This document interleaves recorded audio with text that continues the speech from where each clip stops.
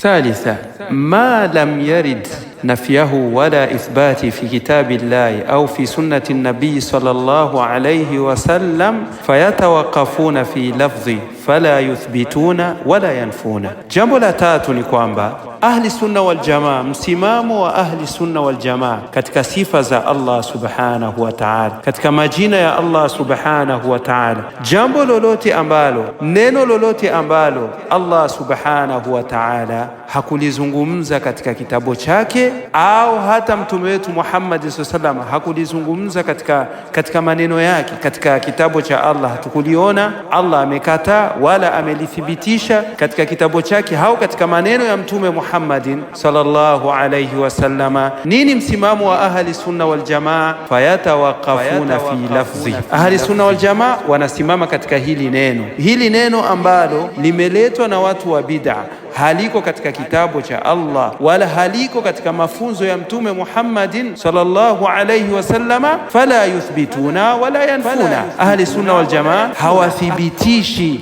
hili neno wala hawalikatai, hawalithibitishi wala hawalikatai. Kwa sababu gani? Kwa sababu asmaullahi wa sifatihi, majina ya Allah subhanahu wa ta'ala na sifa za Allah tawqifiyya. Kaida inazungumza hivyo, majina ya Allah na sifa za Allah subhanahu wa ta'ala tunavikuta katika kitabu cha Allah na katika maneno ya mtume Muhammadin sallallahu alayhi wasallam. Sasa haya maneno ambayo yamekuja hayamo katika kitabu cha Allah wala katika maneno ya mtume wetu Muhammad sallallahu alayhi wasallam, ahli sunna wal jamaa hawayathibitishi wala hawayakatai.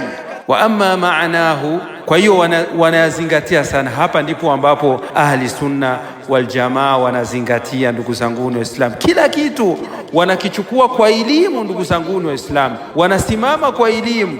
Fa in urida bihi batilan raddu. Allahu akbar. Sikiliza ndugu zangu wa Islam, kama haya maneno yamekuja ni kwa sababu ya kuleta batili katika majina ya Allah, ni kwa sababu ya kuleta kupindisha majina ya Allah subhanahu wa ta'ala, kuleta fujo na vurugu katika majina ya Allah subhanahu wa ta'ala, raddu, wanajibu ahli sunna wal jamaa, wanapiga rad, wanajibu katika jambo hilo ya kuonesha kwamba majina ya Allah ni mazuri, ni yenye kukamilika, hayana mfano na majina yoyote. Wa in urida bihi haqqan qabalu.